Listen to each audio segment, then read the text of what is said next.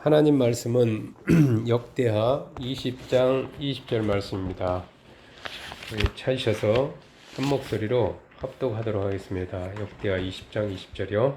이에 백성들이 아침에 일찍 일어나서 두구와 뜰로 나가니라.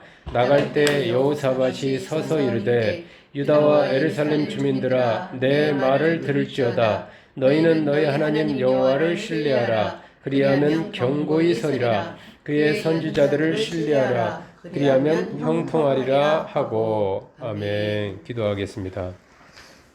아버지 하나님여, 이 시간에 하나님 앞에 예배하게 해주셔서 감사합니다. 하나님을 만나는 이 존귀한 자리에 하나님 우리가 들어갈 수 있도록 축복해 주시니 참으로 감사합니다.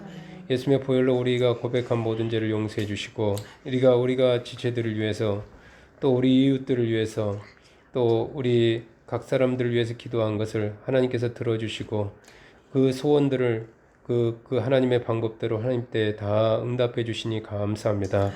이 시간에도 말씀을 받을 때 정말 좋은 자세와 태도로 말씀을 받아서 하나님의 말씀이 우리 발에 등이 되게 해 주시고 빛이 되게 하여 주시옵소서.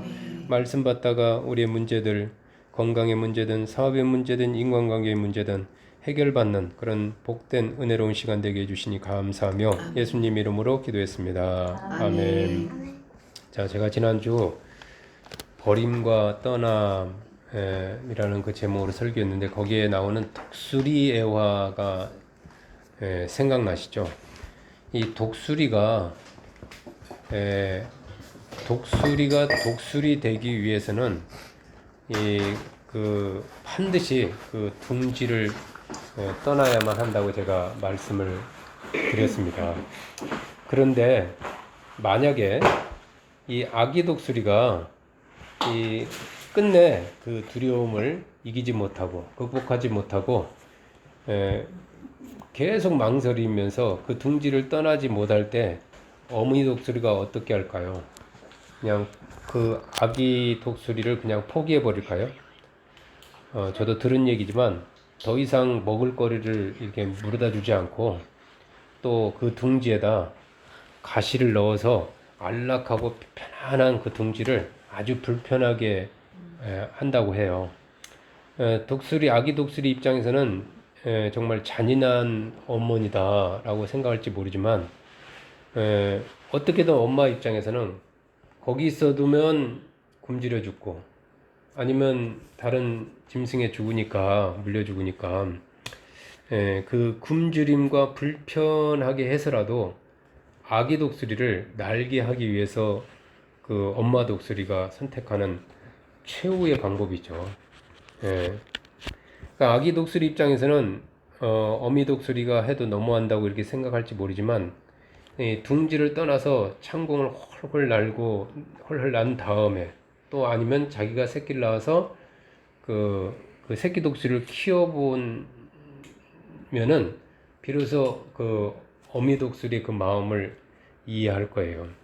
아, 그것이 진짜 사랑이구나. 만일에 그때 그 둥지에다가 가시를 안 넣어줬다면 나는 거기서 아마 지금 이런 창공도 날지 못하고 아니면 뭐 결혼했나요? 하여튼 자식도 못 낳을 텐데 했을 거예요. 그럼 하나님도 마찬가지예요. 이 자연을 보면서 공중 나는 새를 보면서 우리에게 배우라고 그랬거든요. 지나가는 거미를 보면서도 배우라고 그랬고 때로는 하나님께서 우리 삶을 불편할 때가 있어요. 불편하게 할 때가 있습니다. 하나님 우리를 그 유혹하는 그 템프테이션 시험을 하지는 않지만 우리를 불편할 때가 있어요. 시험하실 때도 있고요. 불편한 사람을 우리 옆에 붙일 때가 있어요. 어떤 때는 이렇게 꽁꽁 막히게 할 때도 있습니다. 고통스러운 그런 문제 때문에 우리의 삶에 어떤 평안이 깨질 때가 있습니다. 그때가 바로 침대를 떠나 골방으로 들어가서 기도할 때입니다. 그때가 제가 라고 그랬잖아요.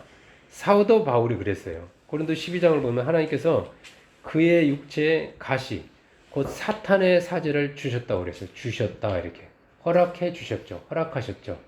예수님도 있고 능력의 사도인데 성령이 늘 충만한데 어떻게 그런 자기 몸에 병을 안고 산다든가 인간관계나 혹은 물질 때문에 고통을 받을 수가 있었겠어요. 그것 때문에 고통을 가시처럼 너무 힘듭니다. 빠지지 않는 가시죠. 바울 나름대로 생각할 때 그 이유가 하나님으로부터 자기가 여러 계시를 받은 것이, 여러 은혜를 받은 것이 다른 사도나 다른 사람에 비해서 지극히 커서 너무 자만해질까봐, 교만해질까봐 자만하지 않게 하시고 자기를 그 가시를 넣어서 혹은 어떤 일을 통해서 치신 것이다, 자기를 쳤다 라고 사도 바울 나름대로 그렇게 이해를 합니다. 그럼에도 불구하고 이해를 했지만 하나님의 나를 정말 이 은혜가 떨어지지 않게 하려고 하셨구나 하면서도 고통은 고통인 거예요. 그래서 바울은 그 고통이 너무 커서 육체의 가시가 그에게서 떠나가기 위해서 3번 주님께 강구했다고 그랬어요. 간절히 작정기도 수준의 우리 40일 작정기도 하고 이러잖아요. 금식기도 하면서 그런 기도를 했다고 했습니다. 천하의 바울도 자기의 삶에 들어온 그 가시 같은 고통 때문에 결국은 작정하고 침대를 떠나서, 안락한 침대, 편안한 침대를 떠나서 3번이나 또 모든 거 먹는 것까지 끊어가면서까지 골방에 들어가서 주님께 간절히 기도했던 겁니다. 사람은 변화보다는 현실에 안주하려는 그런 경향이 강합니다. 특히 나이가 들수록 더 안정지향적인 것 같아요. 저는 그런 얘기를 들었지만 제가 이게 나이 먹어보니까 저는 굉장히 변화를 기질은 변화를 싫어하는 스타일인데 굉장히 신중하고 안정적이고 뭔가 계획이 안 되고 뭐가 결과가 불안정하면 굉장히 불안한 스타일인데, 제 삶을 돌이켜보면 예수 믿고 나서부터 굉장히 변화를 많이 시도했어요. 제 삶에도 롤러코스터 같은 그런. 근데 나이가 드니까 그냥 안정을 해요. 보수의 특징이 뭐죠? 안정이잖아요. 안정, 어떤 변화를 싫어. 진보의 특징은 변화. 꼭 그건 아니지만 어떤 큰 단어로 보수와 진보를 구분하려면 안정과 변화잖아요. 그래서 연세 드신 분들이 안정적인 보수층이 많잖아요. 변화를 싫어하잖아요. 예.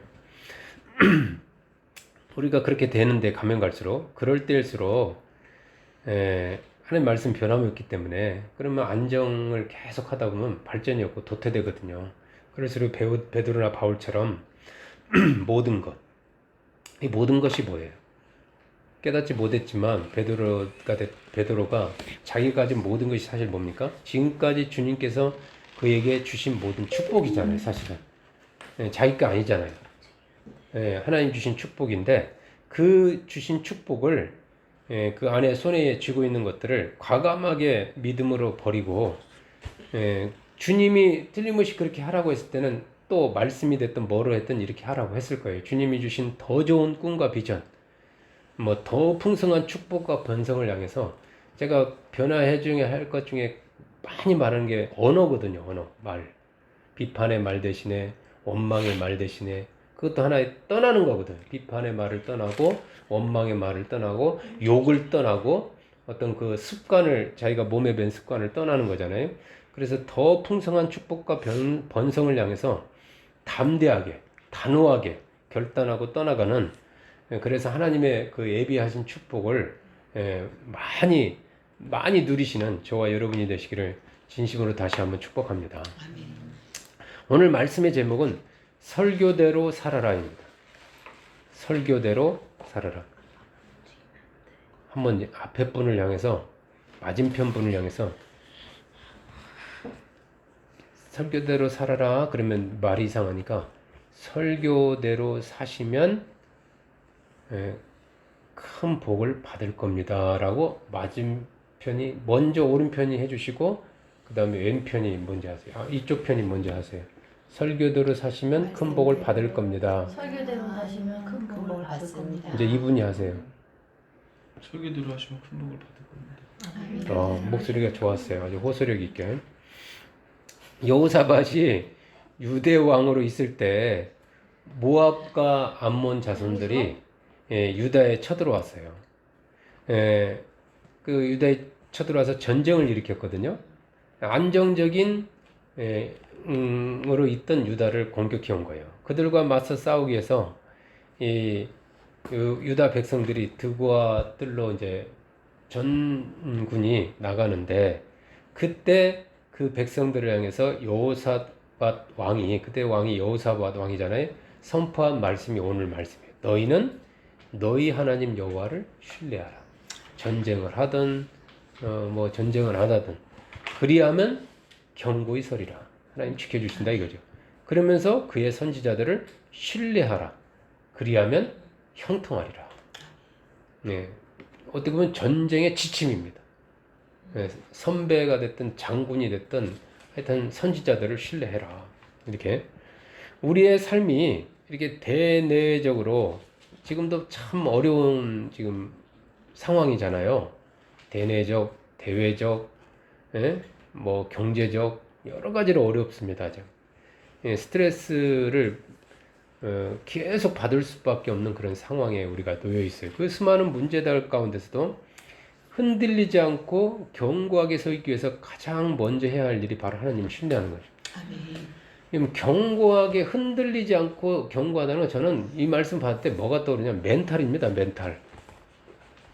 우리가 계속해서 이렇게 어떤 공격을 받고요, 환경이 변하게 되면, 어떤 위기 상황이 계속되면 멘탈이 무너져 버리거든요. 멘탈이 무너져 버리면 쉽게 말하면 자포자기 상태가 되고 에헤라 캐사라 돼 버리면은 이제 끝나 버립니다. 그런데 그 멘탈이 무너지지 않고 견고하게 서 있게 하는 것이 하나님이시라는 거예요. 하나님. 신앙이라는 거죠.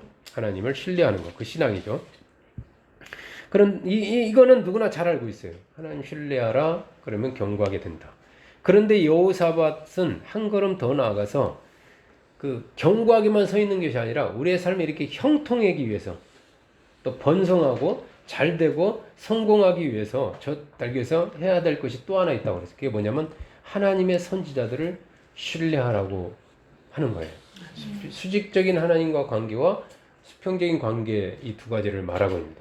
하나님이 보내신 선지자들을, 또 옆에 붙여놓은 선지자들을 신뢰하라. 뭐 선지자라는 개념이 학생들에게는 선생님이 선지자이고요, 직장인에게는 선배가 선지자이고요, 사업가에게는 먼저 사업하는 분들이 다 선지자가 될 수가 있거든요. 물론 여기서 말하는 선지자들은 하나님 말씀을 전하는 사람입니다. 하나님의 선지자들을 신뢰하는 뜻이 무엇일까요? 좀 더 제가 구체적으로 이 뜻을, 하나님 선지자들을 신뢰하는 뜻을 정확히 알기 위해서 선지자가 어떤 사람인지 알아야 합니다. 제가 이게 먼저 설명을 드려버렸는데, 그 성경적으로 말하는 선지자는 뭐 영어로 랍이라는데, 우리가 보통 선지자하면 애언가 이렇게 생각합니다. 미래를 애언하는 사람 이렇게 말하면 그건 성경적이지 않아요. 하나님이 말씀하시는 이 성경에서 말하는 선지자는 말씀을, 애자가 애언자 애자가 맡을 애자지 미리 애자가 아니에요. 맡다, 뭐를 받아서 맡긴다. 이게 그럼 하나님이 선지자들에게 뭐를 맡겼겠어요? 말씀을 맡기죠. 근데 하나님이 누군가에게 맡기는 거냐? 귀한 거를 맡기는 겁니다. 하나님이 선지자들한테 어떤 뭐 보물 지도를 맡기는 게 아니라 말씀을 맡겨요. 맡을래. 그래서 선지자라는 거는 그 말씀을 하나님으로부터 먼저 받아서, 맡아서 그 말씀을 선지자들에게 반드시 살게 하십니다. 체험하게 하시고 자기가 먹게 하십니다. 에스겔에 네가 먼저 먹고 가서 전해라 그러죠. 먼저 먹게 하고 체험하게 해요. 선지자들을 먼저 그 말씀을, 그래 자기가 체험한 걸 전해야 강력하거든요. 그래서 그 말씀을 먼저 받아서 그 말씀대로 먼저 살아서, 그래서 그 말씀을 복이 되는지 화가 되는지 뭐가 되는지 똥인지 된장인지 하여간에 찬지 뜨거운지 이거를 먼저 체험한 자를 말합니다. 부모가 그래서 아이들의 선지자죠. 부모가 하지 말라 하라는 거는 다 자기들이 체험해봐서 알아서 하는 거거든요. 이걸 먹으라 하는 거는 괜찮으니까 먹으라고 하는 거죠. 자식한테 안 좋은 걸 먹으라고 하겠습니까? 일찍 자라, 그 다음에 공부 열심히 해라, 운동해라, 서로 형제간에 싸우지 말라, 다 부모가 경험해 본 거거든요. 그래서 다 선지자이기 때문에 그 말을 들으면, 그 선지자들의 말을 신뢰하면은 형통하게 된다는 거예요. 당연한 거 아니겠어요? 네. 따라서 선지자를 신뢰하라는 이 말씀은 벌써 제가 말씀을 전해주잖아요. 선지자를 신뢰하라는 이 말씀은 바로 선지자를 통해 주시는 하나님 말씀을 신뢰하라는 말과 같은 겁니다. 그 선지자 입에서 나오는 그 말씀을 신뢰하라는 말씀이에요. 예수님께서 마태복음 7장에 나오는 그 반석 위에 지은 집이 견고한 집이잖아요. 모래 위에 지은 집과 차이가 뭐예요? 창수가 와서 부딪혀도 무너지지 않는 집이잖아요. 왜 그렇죠? 반석 위에 지었으니까. 그렇죠? 그 비유에서 말씀하신 반석이 무엇일까요? 반석을 베드로의 별명이 반석인데 페트로스라는 뜻이에요. 믿음이라는 뜻이에요. 신뢰라는 뜻이에요. 그 하나님의 말씀 위에 하나님의 그 집을, 그 믿음 위에 집을 지으라는 뜻이기도 한데, 그래서 이 반석 위에 짓는 사람이 어떤 사람일까요? 주님 말씀을 듣고 그 말씀대로 사는 사람. 즉 선지자이거나 그 선지자를 신뢰한 사람을 의미하지 않겠습니까? 그 반석 위에 지은 집이 그 인생을 그렇게 지은 집이라는 거죠. 선지자의 말씀 위에 집을 지어라 이 말이죠. 그냥 예수님께서 하나님의 일이 뭐라고 그러겠어요? 예수님께서 뭐 하나님의 이것도 하고 뭐 귀신도 쫓아내고 병도 고치는 그렇게 말씀하지 않았어요. 하나님의 보내신 자를 신뢰하는 것, 믿는 것이 하나님 믿다고 할 정도로 이 선지자를 신뢰하는 것, 즉 선지자를 통해서 주시는 하나님 말씀을 내가 믿음으로 받아서 그대로 사는 것이 바로 그 형통의 비결입니다. 잘 되는 비결입니다. 하나님 축복을 받는 비결입니다. 그런데 저는 오늘은 이 말씀을 그 어떤 그 받는 입장이 아니라 선지자 입장, 설교자 입장에서 말씀을 전하고자 해요. 하나님의 말씀을 먼저 받아서 그 말씀을 먼저 체험한 자를 선지자라고 한다면 오늘날 하나님 말씀을 전하는 설교자들을 선지자들이라고 해도 과히 틀린 말은 아닙니다. 근데 그 교회를 오래 다녔으면 당연히 선지자가 돼야 되죠. 하나님 말씀을 먼저 받았으니까 체험한 게 많아야 될 거 아닙니까? 그래서 자녀에게도 아니면 새신자에게도 그걸 말해줄 게 많아야 돼요. 사실은. 근데 유감스럽게도 그래요, 안 그래요, 현실은? 참 안타까웠지만 그렇지 못한 것 같아요. 그래서 저거는 이 설교자들이 선지자들이다라고 할 수가 있을까요? 해도 이 꼴은 아니더라도 틀린 말은 아닙니다. 그죠? 백성들, 즉 성도들이 형통하려면 이 선지자들을 신뢰해야 되는데 그분이 뭐 목사님이 됐든 전도사님이 됐든 구역장님이 됐든 신뢰해야 되는데 그렇다면 설교자가 어떻게 설교해야 성도들이 그 설교자를 신뢰해서 형통의 복을 받으면서 살 수 있을까요? 이게 설교자, 선지자의 또 의무이기도 해요. 책임이기도 하고.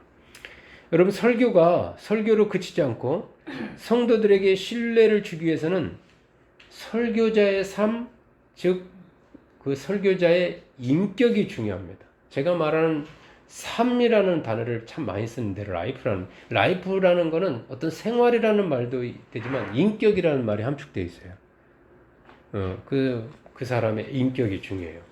즉 설교자를 통해서 주어지는 그 하나님의 말씀이 성도들에게 하나님의 말씀으로서 제대로 전달되기 위해서는 그 설교자, 말씀을 전하는 그 설교자에 대한 신뢰가 있어야 합니다. 이 신뢰가 있어야 돼요. 왜 그렇죠? 이 말씀의 권위는 신뢰에서 나오기 때문에 그래요. 신뢰. 내가 그를 신뢰하지 않는데 그가 하는 말이 나에게 권위가 있을 수가 없어요. 영향력이 있을 수가 없어요. 내가 그 말이 나한테 영향을 미친다는 것은 그만큼 그를 신뢰한다는 의미예요. 저 사람은 하는 말은 진짜야. 저 사람은 빈소리를 하지 않아요. 저 사람은 자기가 체험한 걸 말하지 체험하지도 않는 말을 하지 않는 사람이야. 저 사람은 정말 진실한 사람이야. 그래서 저 사람 말 듣고서 어떤 분이 여자 말을 들어 그러면은 남자한테 하는 말들이 저는 많이 들었거든요. 아내 말을 들어 잘 돼. 아내가 남편한테 잘못된 말을 할 리가 없다는 거죠. 너 부모 말을 잘 들어. 그럼 너 잘 돼. 이 말이랑 똑같잖아요. 지난주에 방바닥 이제 제가 방을 또 하나 꾸미고 있는데 방수하는 일로 아내가 저는 좀 힘들어가지고 좀 간단한데 항시 해고 나니까 요즘 이제 꼭 뭔가 5%가 부족해요.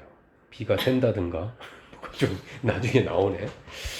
하여튼 방수하는 아내가 저를 설득해서 좀 저는 빨리 해가지고 애들 오기 전에 방 하나 칸을 마련하려고 하는데 그렇게 하지 말라고 하네. 그래서 자기들 하여튼 내가 안 들으려고 하는 게 아니라 내가 힘들어서 막 쉽게 가려고 그런 거네. 이제 좀 이렇게 어떻게 하면 좀 쉽게 돈을 적게 들이면서 할 수 있는가, 나는 그 방법을 찾는 거거든요. 근데 나는 이제 어떻게든 그래서 저를 자기 뜻을 좀 완벽하게 좀 온전하게 하기 위해서, 뜻을 관철하게 시키기 위해서 저를 설득하기 위해서 우리 교회 옆에 혼자 힘으로 자기 집을 지은 이웃에 사는 어떤 젊은 사람이 있는데 그 사람의 말을 인용을 하더라고요. 항상 누군가를 설득하려면은 소크라테스가 말하기를, 우리 선생님들, 심지어 설교하시는 분들도 유명한 설교자의 말을 인용한다든가, 아니면 선배 목사님 신망 있는 분들이 인용을 하잖아요. 근데 아내도 그러더라고요. 그래서 무슨 말을 하긴 했어요. 그런데 아내가 착각하는 것이 있어요. 아내가 언급하는 그 이웃 사람에 대해서 저는 잘 모른다는 사실이에요. 사실은 그 사람과 정말 밥 한 번 먹어본 적이 없어요. 그냥 집 짓고 혼자 들어가 잠깐 대화 몇 마디 나눈 것이 전부입니다. 여러분, 인격이라는 거는 그 대화 몇 마디로 하는 게 아니거든요. 서로 주고받는 게 있어야 되거든요. 그 삶의 됨됨이를 봐야 되거든요. 당연히 저는 그 사람을 100% 신뢰하지 않습니다. 몇 프로인지 잘 모르겠어요. 신뢰는 했는데 그래도 저에게 그 사람은 신뢰의 정도가 아주 현격하게 높지가 않아요. 사실은 제가 이게 신뢰도를 말합니다. 신뢰도. 당연히 저를 설득하고자 그 사람의 말을 인용했는데 아내의 전략은 실패로 끝날 수밖에 없습니다. 없었겠죠? 저를 설득하려면 제가 아주 신뢰하는 사람의 말이나, 저를 잘 모르는 거예요. 적어도 주님의 말씀을 인용해야 제가 좀 듣고 귀를 기울이죠. 왜냐하면 저는 주님을 100% 신뢰하기 때문에. 주님 말이라면은 제가 껌박 죽습니다. 설마 주님이 이제 방수에 대해서 얘기는 하지 않았겠죠. 성경에 방수는 이렇게 하라 하진 않았겠지만, 하여튼 그 사람이 예수를 잘 믿는다든가 해서 이렇게 했다면 혹시나 또 영향을 미칠 수도 있겠죠. 왜냐면 주님을 신뢰하는 사람이면 나도 또 신뢰할 수가 있으니까. 전도 현장에서도 마찬가지예요. 그 사람을, 그 불신자를 설득하려면요, 그래서 설득해서 예수를 믿게 한다든가 교회 다니게 하려면 그가 신뢰하는 사람, 신뢰하는 것이 무엇인지 먼저 알아야 되는 것 같아요. 우리는 근데 상대방이 아직 신뢰하지도 않는 그 예수님과 그 예수님 말씀을 다짜고짜 들이댄다면 이 사람 예수에 대해서 몰라요. 제가 그 사람에 대해서 모르듯이 더불어 먹고 마셔본 적이 없어요. 그냥 들은 거 그렇다더라 드는 그 수박 거달기 지식 정도 가지고 있는, 아니면 아예 모르는 그런 사람. 근데 다짜고짜 들이대면 그가 그 말을 받아들이겠습니까? 나나 예수님 신뢰하는 것이지 그 사람은 예수님을 신뢰하지 않거든요. 근데 다짜고짜 예수님이 너를 위해 십자가에 위해서 죽었고 너 이 예수 믿으면은 천국 가고 잘, 이렇게 하면 그 사람이 아멘 하겠습니까? 그래서 하나님도 이 설교자인 나를 통해서 그 영혼을 구원하는데 전도자를 통해서 전도하시잖아요. 그게 핵심이 뭐겠어요? 설교자의 그 성공 여부는 상대방이 그를 신뢰하느냐 아니냐에 달려 있어요. 그 사람이 이 하나님 보내신 그 사람을, 즉 설교자가 됐든 전도자가 됐든 사람을 신뢰하는 정도에 따라서 그가 하나님을 믿을 수도 있고 안 믿을 수도 있는 거예요. 전도의 미련한 방법이라는 게 결국 설교자가 하나님의 말씀대로 살아서 그 사람이 그 설교자를 신뢰할 때 그게 연결고리가 되는 겁니다. 결국 신뢰라는 건 하나의, 오늘 부제가 신뢰입니다. 사실은 설교대로 살아라 이 말이. 제주에서는요, 잘 아시겠지만 나보다 저의 기준은 그래요. 12살 정도 많으면 남녀를 가리지 않고 삼촌이라고 부릅니다. 근데 저의 기준은 12살 미만까지는 형님이고, 그래서 제가 이 기준을 삼촌들한테 물어봤더니 그게 어느 정도 타당하대요. 근데 남자한테 제가 삼촌이라고 부르는 것은 그럭저럭 어떻게 하겠는데, 여자분들을 향해서 삼촌이라고 부르는 것은 아직 어색해요. 아니 아직 어색한 게 아니라 굉장히 어색합니다. 제 기억으로는 아직까지 여자 할머니들을 향해서 이 할망들을 향해서 한 번도 삼촌이라고 부른 적이 없는 것 같아요. 사실 처음에 남자 할아방들한테도 이 삼촌이란 말이 잘 안 떨어졌어요. 육지에서는 삼촌 아닌데 삼촌이라고 한 적은 없거든요. 근데 제가 저보다 나이가 많은 할아방들을 향해서 삼촌이라고 부를 때 지금 부릅니다. 예, 중심에서 그분을 진짜로 삼촌이라 얘기하면서 그 마음에서 우러나고 삼촌이라고 부르는 경우는 겨우 없어요. 그냥 나이가 많으니까 호칭으로 부르는 것 뿐이죠. 예, 그냥 관습적으로 여기 제주도에서는 그냥 나이가 많으면 호칭으로 삼촌이라고 부르는 거니까 하고 그냥 이 문화에 제가 맞춰서 그냥 부를 뿐입니다. 뭐 삼촌뿐만 아니라 선배 뭐 다 마찬가지입니다. 선배님 뭐 할 때도 그렇고. 왜 그렇죠? 삼촌이 삼촌다운 행동을 해서 저와 개인적인 1대1 관계를 맺어가면서 저하고 어떤 주고받는 거, 뭐 동거래라든가, 뭐 삶을 보여준다든가, 뭐 어떤 인격을 봤을 때 제가 존경하고 같이 일을 하면서 아, 저 사람은 굉장히 그 남을 잘 챙기는구나, 희생적이구나, 헌신적이구나, 이기적이가 않구나, 뭐 이런 어떤 존경할 만한, 신뢰할 만한 그런 어떤 행동이나 말 이런 것들이 아, 저 사람은 참 말을 가려서 하고 상대방한테 상처를 주지 않고 나 아랫사람에서 함부로 무시하지 않고 뭐 자기를 과시한다든가 이러지 않는구나. 어떤 그랬을 때 제가 그 사람에 대해서 좋은 감정이 생기게 되고 그를 신뢰하는 마음이 조금씩 생기면서 삼촌이라고 그 단순 호칭으로 부를 정도가 아니라 이제 진짜 아, 이분은 내가 정말 삼촌으로 불러야 되겠다 하면서 그런데 그런 마음이 생기는데 사실은 그런 대상을 만나기가 쉽지는 않습니다. 아니 우리 아버지의 형제 중에서도 사실은 삼촌, 작은 아버지, 큰 아버지 이렇게 부를 때도 사실 여러분 주위를 돌아보십시오. 그렇게 정말 내가 그렇게 존경하고 신뢰할 만한 분들이 몇 분이나 있는가? 근데 왜 내가 그 존경과 신뢰의 그 기준을 그 사람을 그렇게 할까요? 그 사람의 인격을 보는 거 아닙니까? 뭐 아내를 어떻게 대하는 거라든가 부모를 어떻게 대한다든가 뭐 이런 걸 다 봐서 종합적으로 그 사람에 대한 어떤 신뢰도가 이렇게 나름대로 이렇게 딱 100이라면은 10점이라면 몇 점 이렇게 있지 않습니까? 뭐 제로인 사람도 있고 어떤 사람 뭐 10 있고 뭐 형제간에도 마찬가지잖아요. 같은 배 다른 형님 뭐 배에서 여러 형제가 나왔지만 어떤 형에 대해서는 혹은 어떤 동생에 대해 신뢰감이 높은 뭐 아내도 마찬가지죠. 마찬가지입니다. 우리가 설교자를 선지자를 신뢰하기 위해서는 선지자가 그 하는 설교보다 더 중요한 것이 바로 설교자의 삶입니다. 당연한 말이지만 설교를 잘하는 거 중요해요. 그리고 사람들로부터 설교 잘한다, 설교가 좋다는 말을 듣는 것은 기분 좋은 일입니다. 그래서 설교 잘하니까 사람들이 나는 목사님 설교 들으러 하지 목사님 삶에는 관심 없어 이런 사람들 많거든요. 목사님하고 엮이기 싫어. 그냥 나는 설교가 좋아서 오는 거야. 그런 사람도 있겠지만 그러나 성경적으로 봤을 때는 설교를 잘하는 것보다 더 중요한 것이 바로 설교대로 사는 겁니다.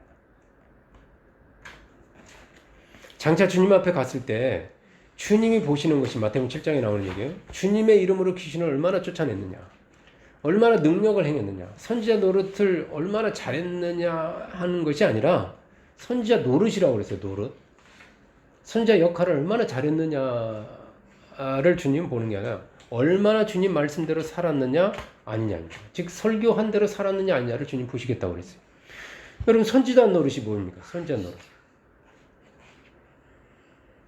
선지자가요, 설교자가 말씀대로는 살지 않고 하나님의 말씀을 잘 가르치고 그리고 하나님 말씀으로 사람들을 잘 훈련시켜서 하여튼 뭐 잘 그렇게 가르치고 지적도 잘하고 그게 선지자 노릇이라고 저는 생각해요. 그게 즉 하나님 말씀을 나쁘게 말한다면 자기 목적을 위해서, 자기 야망을 위해서, 아니면 자기 편하기 위해서 잘 그 하나님 말씀을 적재적소하게 또 설교에 잘 재밌게 이용해 가지고 그 사람들로 하여금 자기가 생각한 대로 움직이게 하는 거, 그게 난 선지자 노릇이라고 그래. 선지자 노릇 잘했다고.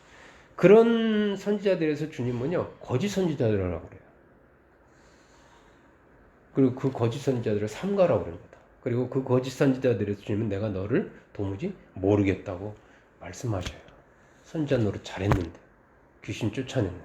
능력을 많이 행해서 많은 사람들이 예수를 믿게 했는데 혁혁한 공을 세웠는데 주님 모른다는 거예요.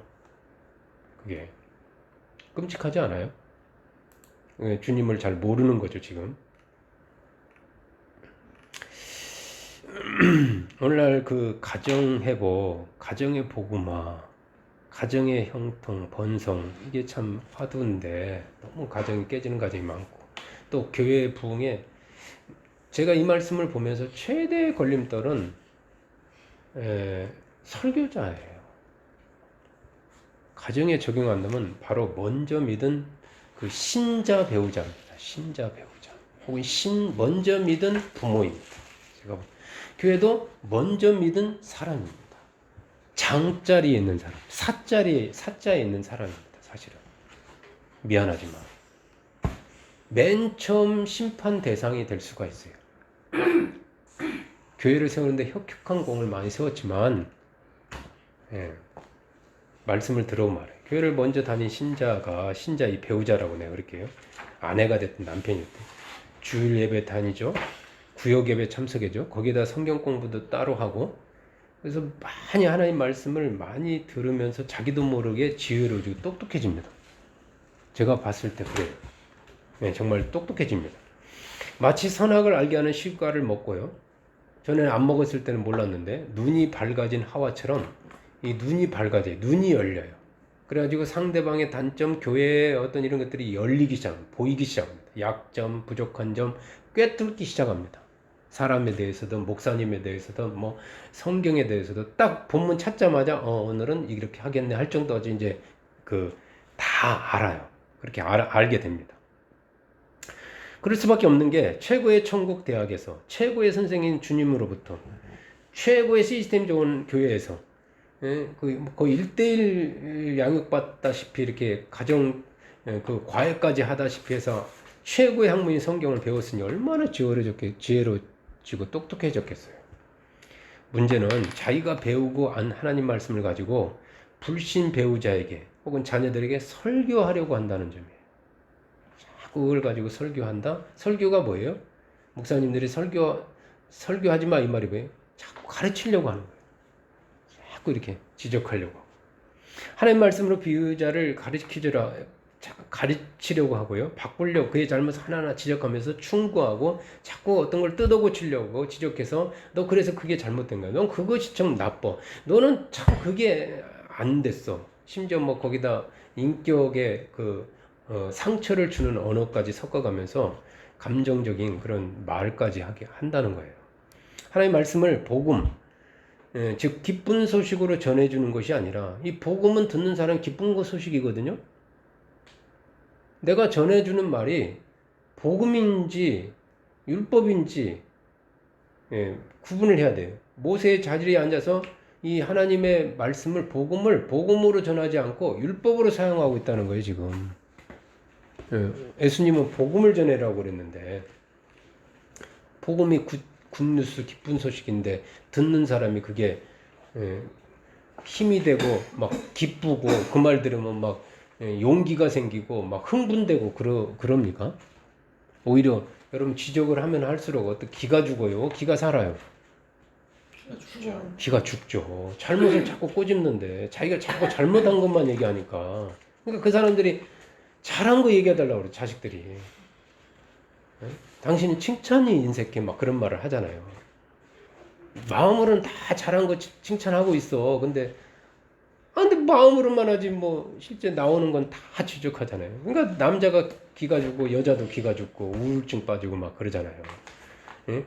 여러분 그 배우자 남편이요 복음을 전해주면요 여자들이 딱 얼굴이 벌써 빛이 납니다. 행복해해요. 가난과 물질에 관계없이. 여러분 한번 불신 배우자에게 지금 현재까지 불신 배우자에게 신자로서 자신을 얼마나 신뢰하는지 물어보시기 바랍니다. 아마 신뢰한다고 말할 거예요. 그런데요, 그가 정말로 신자 배우자를 신뢰한다면 아마 교회에 나오라고 하지 않아도 벌써 나왔을 거예요. 그렇지 않겠어요? 저 사람이 교회 다니더니 굉장히 복음을 알고 복음인데 그 변했다 그러는데 왜 교회에 대해서 적개감을 갖고 있겠습니까? 신뢰한다는 그 불신 배우자의 말보다 그의 행동을 보시기 바라요. 사람이 당신 나 신뢰해, 당신 사랑해 하지만 행동은 반대인 사람이 있거든요. 교회 안 나오잖아요. 아무튼 간에 무서워서 아마 억지로 신뢰한다고 말했을지 모릅니다. 자, 사랑하는 선지자 성도 여러분, 제가 선지자 성도 여러분, 중요한 것은요, 불신 배우자와 자녀들에게 열심히 설교하는 것이 아니라 설교대로 사는 것입니다. 아멘. 특히 저처럼 말씀을 전하는 목사와 같이 살면서 그 말씀을 듣고 그 삶을 보고 행동을 보고 인격을 직접 경험해야 되는 24시간 같이 경험해야 하는 사모와 목사 자녀들은 이 부분에 대해서 누구보다도 정확합니다. 예. 만약에 목사가 설교는 청산유주처럼 사람들 앞에서 설 때는 전혀 정말 집에 있는 사람하고 저런 사람인가 맞을 정도로 유머도 유머스럽고 재밌고 온유하고 온화하고 다정다감한데 집에 가면은 유머 한마디 안 하고 권위적이고 이런 정말 청산유순에 하고 앉아서 그 아이가 그 사모가 은혜 받고 앉아 있겠어요? 속으로 너나 잘해, 그 말대로 너나 살아, 그렇게 하고 앉아 있겠습니까? 만일에 그 목사님이 그 말씀대로 살지 않으면 사모와 자녀들이 얼마나 고통스럽겠습니까? 교회를 다른 교회 다닐 수도 없고 옮길 수도 없고 정말 괴로울 겁니다. 마찬가지입니다. 먼저 믿은 신자 배우자나 부모님이 교회는 열심히 다니는데 서로 사랑하지 않고 서로 용서하지 않고 말도 함부로 하고 감사하지도 않고 날마다 설교하고 지적하고 잔소리하고 부부간에 싸우고 다투고 이런다면은 과연 그 먼저 믿은 그 설교자를, 그 신자를 선자로 정말 신뢰할 수 있을까요? 그 선자를 신뢰에 형통하게 되는데 그를 형통하게 할 수 있을까요? 주님께서 그 말씀대로 살지 않는 바리새인들과 서기관들을 향해서 그 화 있을지어다 하면서 저주를 하면서요, 이런 말씀하셨어요. 너희는 교인 한 사람을 얻기 위해서 바다와 육지를 두루 다니다가 수고하고 애쓰다가죠, 생기면 자기들보다 배나 더 지옥 자식을 만든다. 그리고 또 그들에게 똑같이 말하기를 너희들은 그 사람들로 하여금 천국문을 사람들 앞에서 닫고 자기들도 들어가지 않고 들어가려 하는 자도 들어가지 못하게 한다고 이렇게 하셨어요. 그냥 자기가 그렇게 안 사는 거예요. 천국을 인도해야 되고 천국의 삶을 살아줘야 되는데 그런 모습을 안 보여주는 거예요. 그런 말씀이 사실은 그 당시에 그 바리새인과 서기관들을 향해서 말씀하셨지만 실제 오늘날로 적용한다면은 말씀대로 살지 않고 설교대로 살지 않고 설교하는 우리들을 두고 하신 말씀이 아닌가 그런 생각을 해요. 그분들에게 복이 있을지어다 하지 않았어요. 화 있을지어다 그랬어요. 너희들에게는 화만 있다 그랬어요. 사랑하는 배우자와 자녀들을 형통하게 하기를 여러분 원하시죠? 그렇잖아요. 형통이 잘 되게 하는데 그가 정말 복 받기를 원하시잖아요. 오늘부터 설교하지 말고 설교대로 사시기 바랍니다. 그래서 그들로부터 진짜 마음속 신뢰도를 조금씩 끌어올리시는데 집중하시기 바랍니다. 어떻게 하면 내가 나를 향한 그 신뢰도를 올릴까에 여러분 좀 초점을 맞출 필요가 있어요. 누가복음 10장 39절 말씀 보시겠습니다. 누가복음 10장 39절.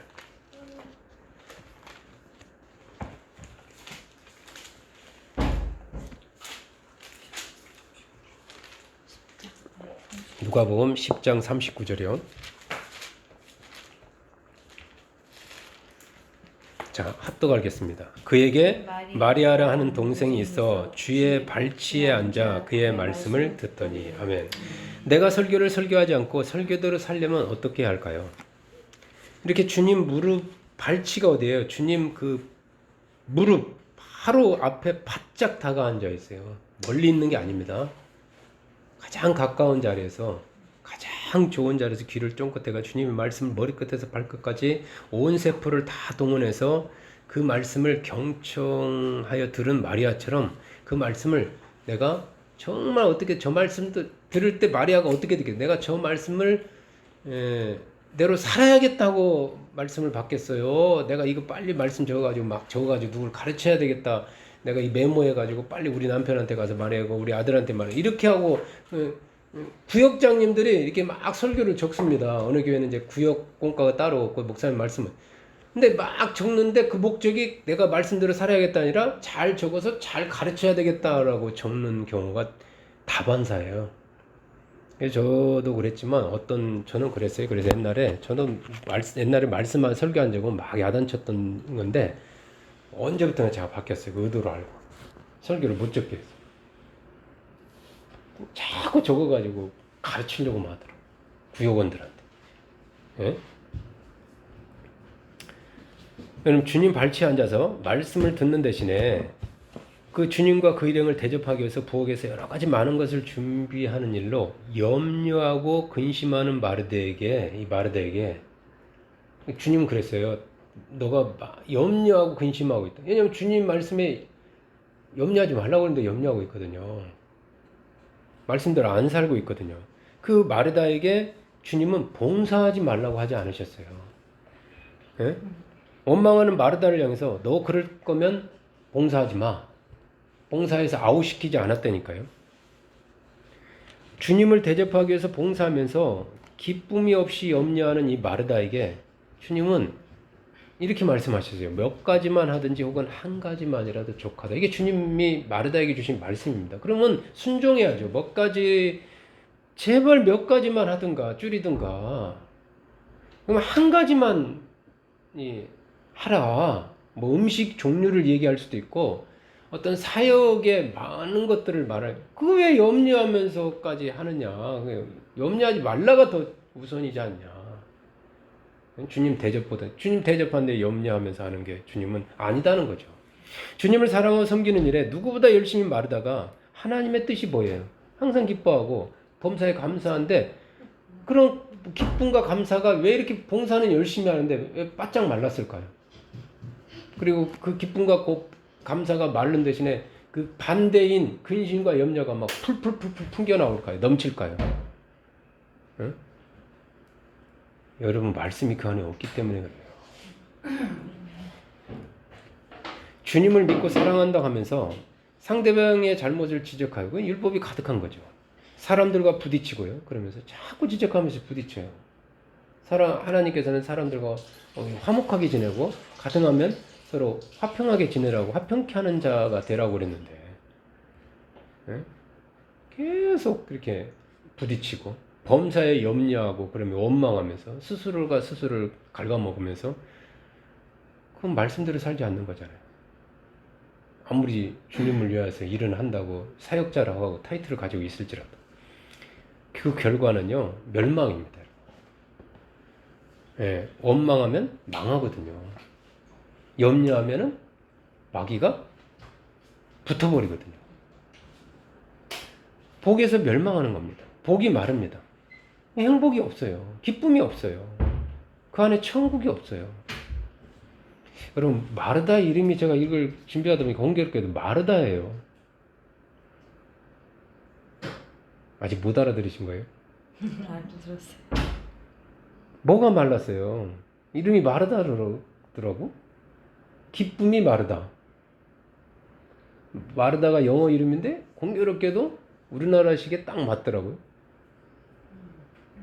감사가 마르다. 행복이 마르다. 네. 그래서 마르다인가? 자, 마태복음 5장 16절 말씀 보시겠습니다. 또 마르다만 기억나면 안 되는데. 마태복음 5장 16절.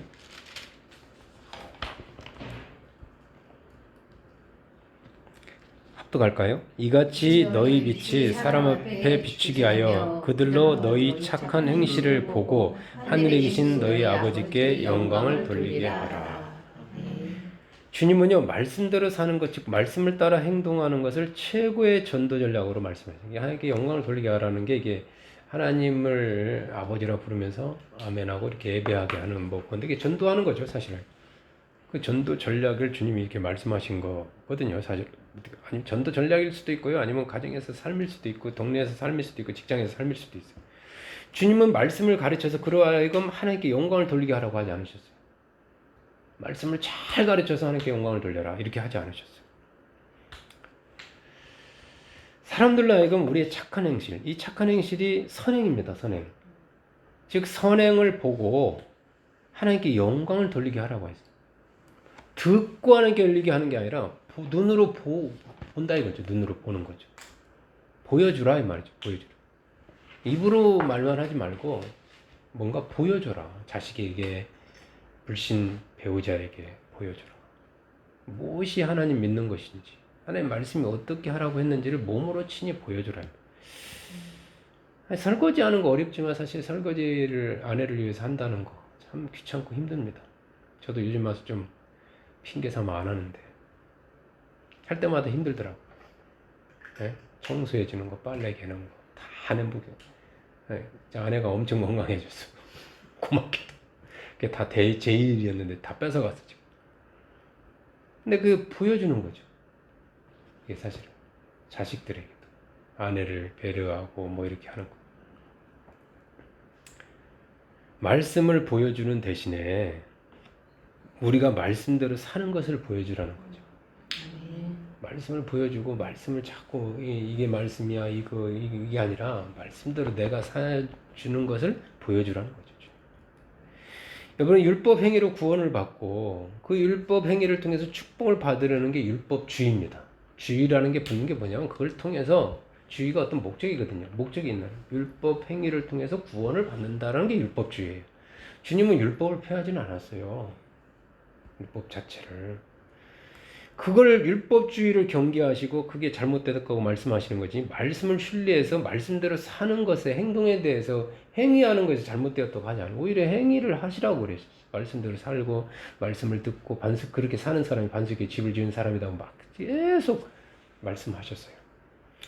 하나님뿐만 아니라 불신자들 역시 우리가 과연 설교대로 사는지 안 사는지를 봅니다. 하나님도 설교대로 사는지 안 사는지를 보시고요.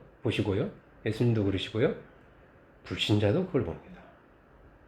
우리가 설교대로 살면 그들은 우리를 신뢰하여 하나님께 영광을 돌리며 자발적으로 하나님을 믿을 겁니다.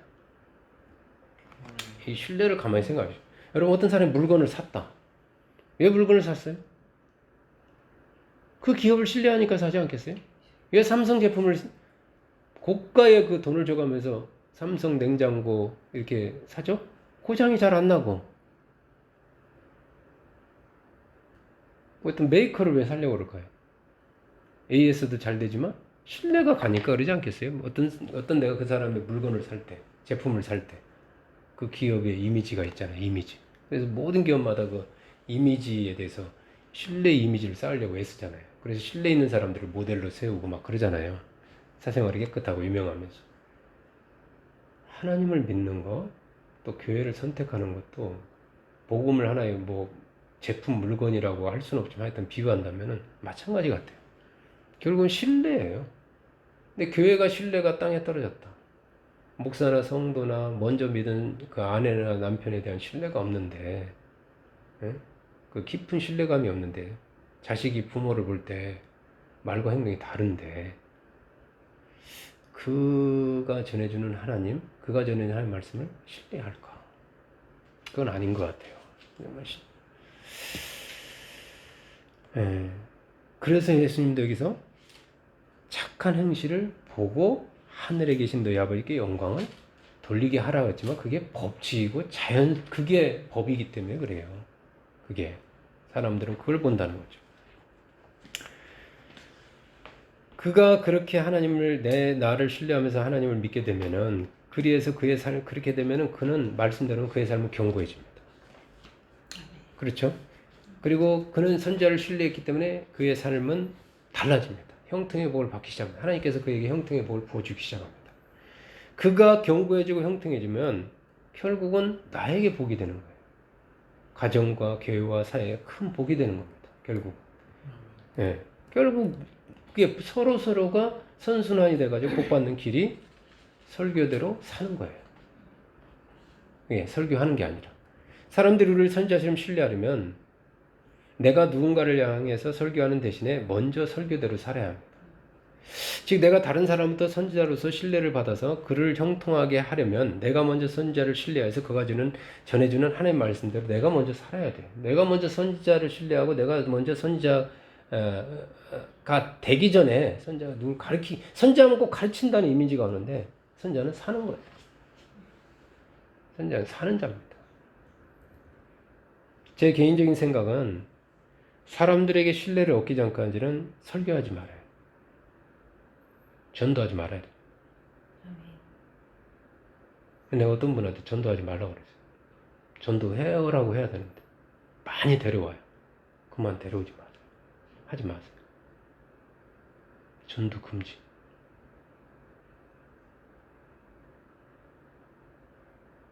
많이 데려와야 유익인데. 아니에요. 저는 생각합니다. 요즘 가정에서는 교회에서는 지금보다 말을 많이 줄여야 돼요. 많이 줄여야 됩니다. 진짜. 교회도 말을 너무 많이 해요. 막말해 막. 사회가 신뢰하든 말든. 아까 무슨 교회 얘기했었죠? 예배 제가 얘기하니까.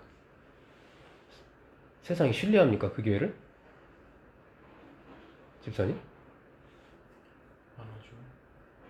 신뢰하든 말든 그냥 막 하나님 그렇게 하라고 해서 남의 코로나 걸리든 말든 막 나는 맞죠. 안식일을 지키라고 그랬으니까.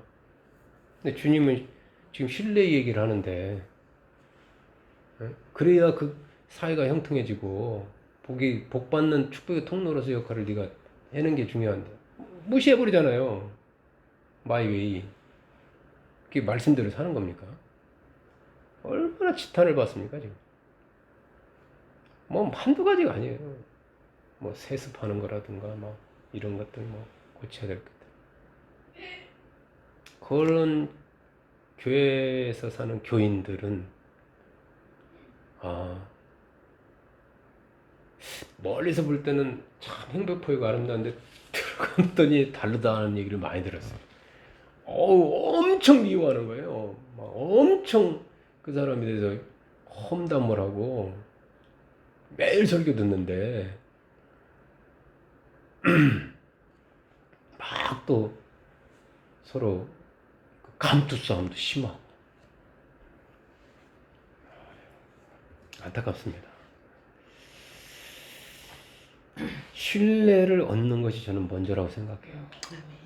정말 전도 현장에서든 가정에서든 우리도 자기 불신 배우자, 불신 형제 우리 기도하지만 내가 이 사람한테 얼마나 신뢰를 얻고 있는가, 언행이 내가 정말 조심하고 하고 있는가, 날마다 그 부분을 생각하면서 살고 있는가 한번 돌아봐야 될 것 같아요. 여러분 그러기 위해서는 정말 먼저 듣는 하나님 말씀대로 사는 것, 듣고 사는 것, 내가 즉 선행이 선행되어야 합니다. 내가 선행.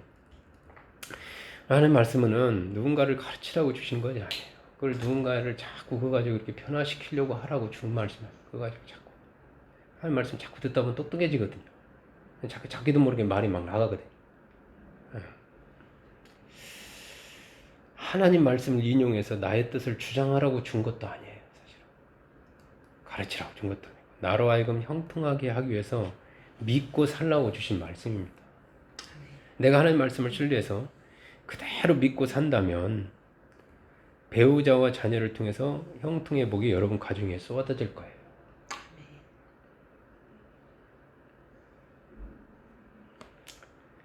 교회 위에 하나님의 형통이 막 복이 부어질 겁니다. 오늘부터 설교하지 말고 한번 해보세요. 설교하지 말고 설교대로 살자. 설교대로 살자. 이게 제목이 설교대로 살자. 한 말씀이라도 붙잡고 그래 살아서 형통의 복이 거기에 약속이 있거든요. 그렇게 살면 즉 내가 신뢰를 얻으면 그가 형통의 복을 받거든. 나 때문에. 그럼 그게 그대로 나의 형통의 복이 됩니다. 그 형통의 복이 교회와 가정 위에 우리의 삶 가운데 인생 가운데 막 쏟아지기를 저는 보고 싶어요. 저부터가 정말 그래야 하는가? 그렇게 하면은 정말 말씀대로 그 형통의 복이 쏟아지는가? 그렇게 되시기를 주님의 이름으로 축복합니다. 아멘. 자, 오늘 말씀 붙잡고요. 또 하나님 앞에 우리가 합심해서 통성으로 기도하도록 하겠습니다.